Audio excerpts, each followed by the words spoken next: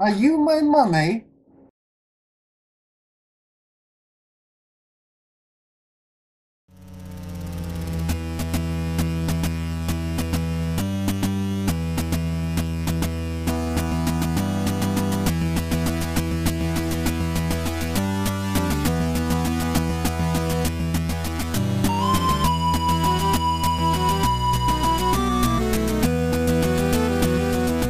Hello everyone, I'm Papa Kenn and welcome to episode 37 of Discovering Doctor Who. Today I'm going to be covering two episodes, since this is a two-parter after all, and those episodes are the Sontaran Stratagem and the Poison Sky. And just to, kind of get off the bat, this is going to sound really weird, especially if you just watched the previous episode of Discovering Doctor Who, where I really liked the episode, but didn't really have a lot of, didn't list a lot of positive aspects, at least not completely. So there was one that sort of summarized the whole lot of good things about the episode. And with these two episodes, I have a lot of really good things to say, and honestly, a small amount of negative, but for some reason I still feel like this two-parter overall isn't as strong as the previous one episode. It's hard to describe really, but hopefully I can think about that more as I'm going along through this video. But anyway, let's get right into the positive aspects of these episodes. So, jeez, I'm tripping over my words. Let's start with number one, which is Luke Rattigan. And I enjoyed this character in a very strange way. Most of all, it's like the first thing that I thought of, I was just like, well, he's obviously a bad guy, other than the fact that he's kind of Sheldon from Big Bang Theory on steroids. But the last name Rattigan, the very first thing that came to mind for me was Rattigan from the classic Disney movie, The Great Mouse Detective, who... such a classic movie. If you haven't seen that before, I highly recommend it. But just, I don't know, that's the first thing that comes to mind every time I've heard the name throughout both of these episodes. But overall, as a character, I still enjoyed Luke Rattigan. I enjoyed his arc. And, I mean, for the vast majority of the time, I couldn't stand the guy. I mean, for obvious reasons. But then at the very end, when he sort of redeems himself. I mean, in the grand scheme of things, he definitely redeems himself by sacrificing himself. But overall, he's still very much responsible for everything that happened, anyone and everyone that died. So, I don't know, it's still kind of, I guess it's sort of a unsure spot for me there. But overall, the character was a very interesting one throughout both of these episodes, and as I've mentioned several times already, the last name Rattigan, I gotta love it. So, the second my second favorite part about these two episodes, ATMOS. And first of all, it's a pretty brilliant idea, and very dangerous one at that, but the thing that caught my attention the most, it actually happens in the very beginning of the episode, as well as later in the episode to Doctor and Ross, I think his name is? Yeah. But it's the whole idea of GPS giving you the wrong directions, and basically, people will joke around and say, the GPS told me to turn right, but there was no road there, it would have taken me into the river. And they took that idea to a literal point in both of these episodes, and I absolutely love that. It was kind of freaky on one hand, but at the same time, it's just absolutely hilarious because of how often people, well, maybe not so much anymore, but especially when GPS first came out, just they would joke about that and talk about how it would do that, basically. Now, thankfully, there's no GPS that can actually take control of your car, at least not in any cars that I've driven, unless, what is it, OnStar, I guess. They had a joke in the movie Horrible Bosses where they were actually able to stop the vehicle. Not completely take control of the vehicle, thankfully, but yeah, I guess that's, I wonder if they actually took the idea of ATMOS from OnStar. I don't know. Might have to look into that a little bit. But yeah, ATMOS was definitely a pretty cool aspect of both of these episodes. Other than the fact that it was horrible and killed lots of people.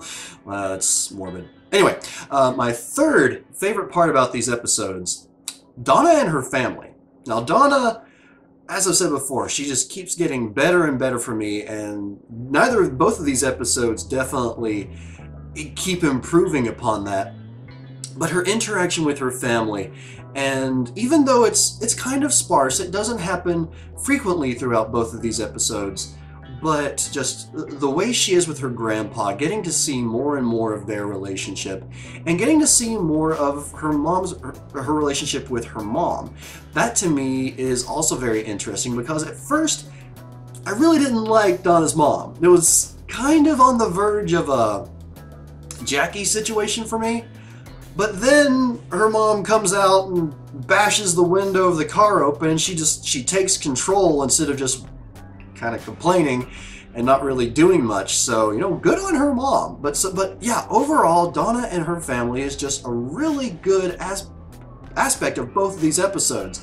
And it brought me to actually enjoy Donna's mother a little bit, to actually sort of embrace her as a character, even though I couldn't really in the past. I didn't really mention that because she didn't offend me, kind of like how Jackie could at times in some of the early episodes. But yeah, like I said, it's like I really came to embrace her character, and of course getting to see more of Wilf, without a doubt. Now, my fourth favorite part of these episodes was Donna and Martha's interactions, or really their conversations, especially the first one where they're talking about, where they just talk about the Doctor in general. Because at first the Doctor is worried that, you know, they're going to fight, like they're going to fight over him. That's a little bit full of himself there, but then they joke about how Donna says, you give him a hug and you get a paper cut. And yeah, it's just like the interaction between those two characters is just so good, and it's really enjoyable because, you know, in the past when we had Rose interacting with Sarah Jane, one of the Doctor's old companions, like there was a lot of jealousy there, and, you know, I mean, it's understandable given who Rose was and her relationship with the Doctor, but still, I really like the fact that Donna is the Doctor's friend, basically his best friend, and actually able to talk with another companion, or another former companion, without getting all emotional and beat up. And I just really like that about the relationship with these two characters, even though it's not a very established one perhaps at this point, but it's still one that I really liked.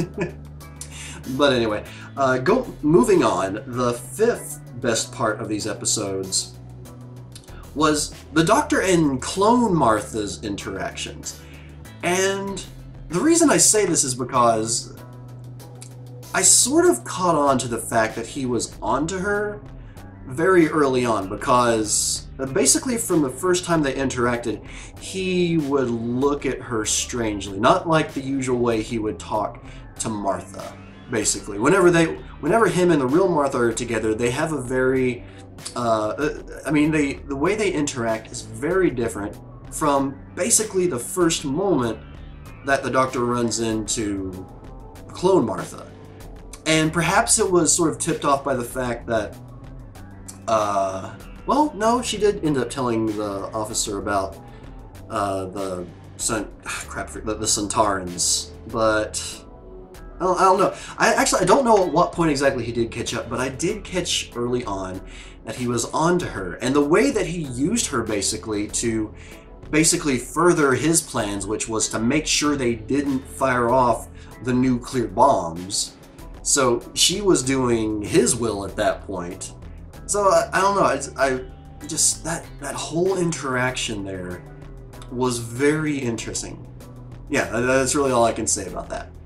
But the sixth best part about these episodes was really the Sontarans. I won't lie, the first time the main one took the main one took off his helmet, I kind of laughed because even though it was this very dramatic reveal, is a very serious face. Look at his bald glory. I kind of laughed. I mean, he basically looks like a giant potato, which my wife commented on, and even Ross comments on that he looks like a giant baked potato with a face. And it's kind of hard to argue with that because he does, and plus he's kind of tiny, which doesn't help with the potato joke any at all. But that aside, the Sontarans actually throughout both of these episodes were pretty intimidating. They were a pretty foreboding menace throughout, given their technology. They're able to basically stop the vast majority of firearms on the planet until, you know, until the military unit, until a unit is able to get sort of an alternative version of firearms. I mean, they're basically sitting ducks because they don't have any weapons that can fire back, and they basically just kill without mercy. They are, in my opinion, are actually more efficient than the Daleks, who the Daleks kind of seem to not fire immediately, at least not most of the time. They sort of wait to be shot at for about half an hour before they exterminate. Maybe that's not the way it is in some of the classic episodes, but that's sort of the vibe I've gotten from them so far. But the Sontarans, when they start marching through, they just start blasting people away, which, you know, just made them even more of a threat. Very much like the Cybermen. I mean, the Cybermen, when they first appear, they walk up, they touch people, dead. So yeah, the Sontarans are definitely a pretty strong villain in my opinion, and one that I don't know, I mean, I assume that they appeared maybe in the classic episodes at some point since the Doctor knew who they were, but then again, the Doctor just kind of has knowledge of most alien races, so maybe they're brand new to the show. If any of you know for sure, let me know if they are from the classic episodes. Don't tell me whether or not they appear in future episodes or not, because that's for me to find out. But yeah, if they appeared in any of the classic episodes, let me know, because honestly, that does kind of confuse me whether or not they are new or old, and I am worried that I will actually come upon some spoilers should I go researching more on the Sontarans, obviously. But moving on from them, my excuse me, my seventh favorite part of these episodes was really from the first, and it's when the gas was released, when all of the fumes started going out into the planet. First of all, freaking brilliant plan. The way that everything was set up between both Rattigan and the Sontarans, their huge plan. But the reason I enjoyed it the most is easily the climax of the first episode, the Sontaran Stratagem, and the beginning of the Poison Sky. And it's when you think Wilf's gonna bite it. I mean, Wilf is stuck in that car and he can't get out until, you know, the mom comes along with an axe and breaks the window open. But I mean, just that whole segment right there, that was one of the absolute most tense I've felt in any of the multi-part episodes, just because I love this character. I don't want him to die. Would they, I was thinking, would they really kill him off that soon? Why would they do that? So as soon as the the first episode ends, I'm just like, and then the second episode comes on and he gets saved, I'm just like, yay! Not quite that exaggeratedly and not quite that stupid sounding, but I was very happy.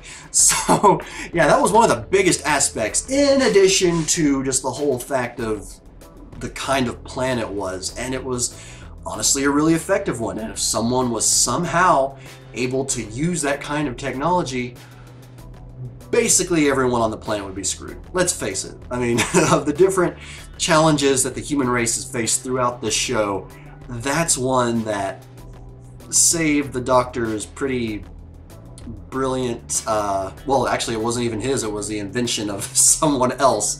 If it wasn't for that, planet Earth would have been screwed. So yeah, I'm kind of talking in circles there. Moving on, the 8th best part about these episodes. The Doctor's anger and frustration. His frustration with the military. His anger at their love for firearms. His anger when people won't listen to him. When he tells them to retreat, but they don't. I can't remember his name. The main officer tells everyone to fire on the Sontarans. Why am I so bad with words tonight? And just that pure anger and frustration. And it was really powerful throughout both of these episodes. Just the power he portrayed. And one aspect about that was actually really funny. It was in an exchange with the main officer, and basically it's like the Doctor's been saying the whole time, don't salute me. And what was it? Oh, they ask why he doesn't just use the TARDIS to get to the compound, and the Doctor points out that, well, I could, but if these are aliens we're dealing with, that we don't exactly want to deliver, a big, powerful TARDIS to them. And then the military officer fires back, so you're saying that you do have weapons, but you just want to keep them hidden.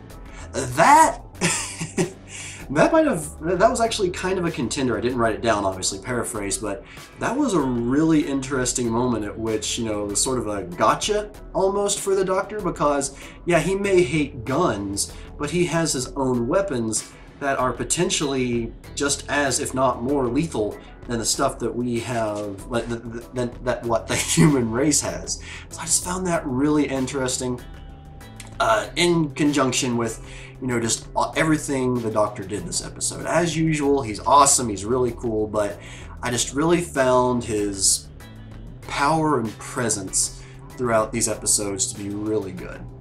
Now, the ninth and final favorite part about this episode, I'm sure you all know what it is. Are you my mummy?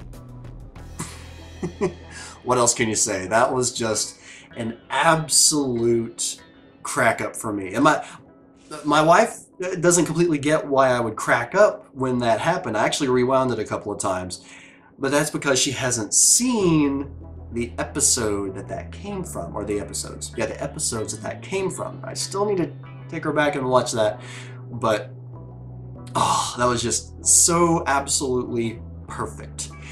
But anyway, now, as I said, there are a lot of really good parts about both of these episodes. Now to get into the negative aspects, the parts about these episodes that annoyed me. The first of which, the Sontaran cheer, I guess you would call that, or maybe their rallying cry. And it's, at first, I kind of like it, because they start out, Sontar ha! Sontar ha! That slow pace gives it a very powerful feel. But then they start getting faster and faster and faster. Sontar ha! Sontar ha! Sontar ha! And when they reach that speed, it loses all of its power, at least from my perspective. It's like, the speed admittedly does mix in with, I think, the chaotic feel that they were going with in the episode, because there's so much going on at the same time when they're doing that, like cutting from one scene to another just before the episode ends. So that aspect of it I can understand, but I still feel like it would have been just as good, if not better, had they kept with the original Sontar ha pace of the chant. Whereas once it got really speedy, it seemed really silly and honestly goofy to me. So yeah, that's one annoyance. The second one, once the military did get a different kind of weapon, ones that weren't affected by the signal that the Sontarans were sending out. Is it just me, or did it seem like the Sontarans completely forgot how to fight? Like previously, they were just shooting their lasers, completely marching into combat, and then once the military got their better weapons, it's like they would just stand there for a few seconds and get shot. It's like, I don't know, and I get that maybe they just like they want to have the big triumphant, it's like the humans are taking over now. But it would have seemed more realistic, and it wouldn't have seemed like all of a sudden all the Sontarans got stupid they had an actual battle instead of just like, you know, one of the generals or lieutenant, I don't remember what he is, sergeant guys, shoots down a couple of the unit military, and then the main officer, God, I cannot remember his name, shoots him down. It's, I don't know, just that whole segment just really bothered me because of that. It seemed like the Sontarans just completely forgot what kind of military they are. It seemed like they just got really dumb all of a sudden and forgot how to fight. Now, as for the quote of these episodes, I was actually going to pick two, but there's one that I really feel like stands out the most of any of well, both of these episodes really. But there is one I'm going to consider an honorable mention that comes from the second episode. I think the second episode. But anyway, yeah, the quote goes like this. It's during back and forth with the Doctor and General Stahl of the Sontarans. General Stahl says, "Doctor, you impugn my honor." The Doctor says, "Yeah, I'm really glad you didn't say belittle, because then I'd have a field day." That just made me crack up. Absolutely did, because of all the size jokes that, you know, could have been said, and there were several throughout both of these episodes. That one just really stuck with me for some reason. So yeah, that's the honorable mention. But the quote that is the best of both of these episodes, in my opinion, is when Donna tells the Doctor that she's going to be with her family. She has to go and see her family instead of going with him. And the Doctor gives this very heartfelt, dramatic speech. And it goes like this.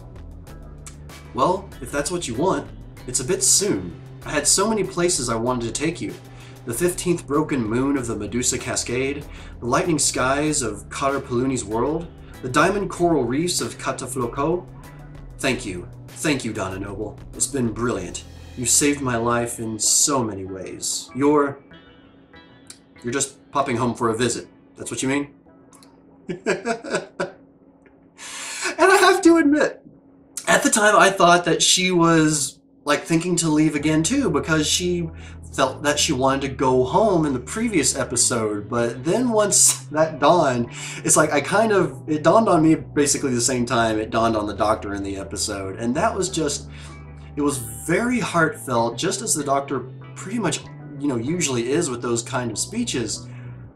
But it was just so comedically perfect, just perfectly timed. And the whole exchange between Donna and the Doctor at that moment is just awesome. But that line right there, or those lines right there, just made this two-parter for me. It really, really did. It was just so good and so those two. It was just a perfect moment.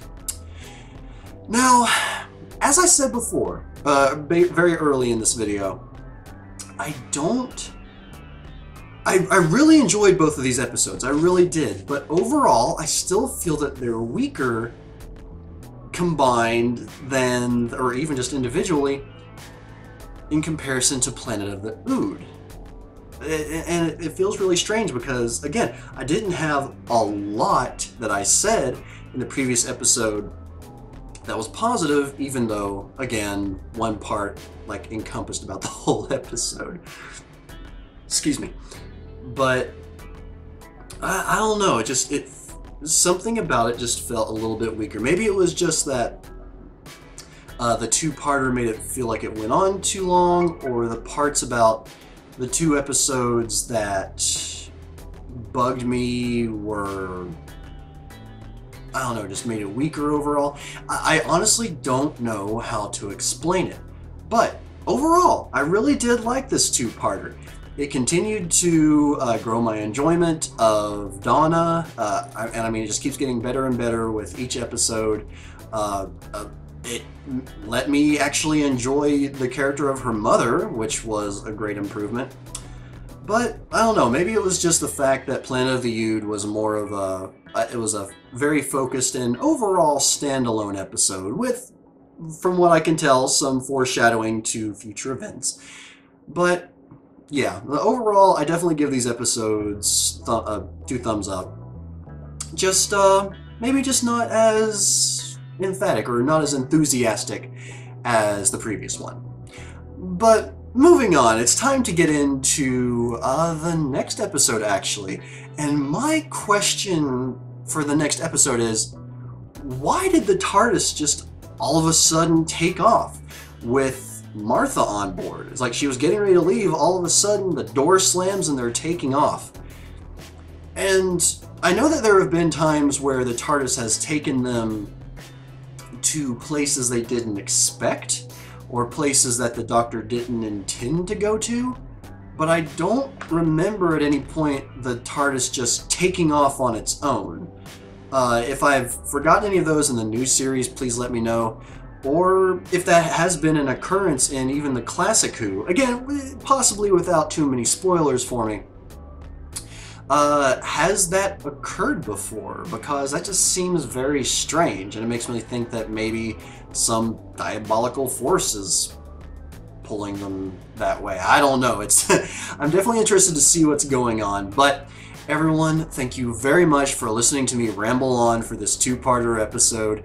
Thank you for all the comments you all always leave. Thank you for subscribing, and just thank you for being a great and wonderful community.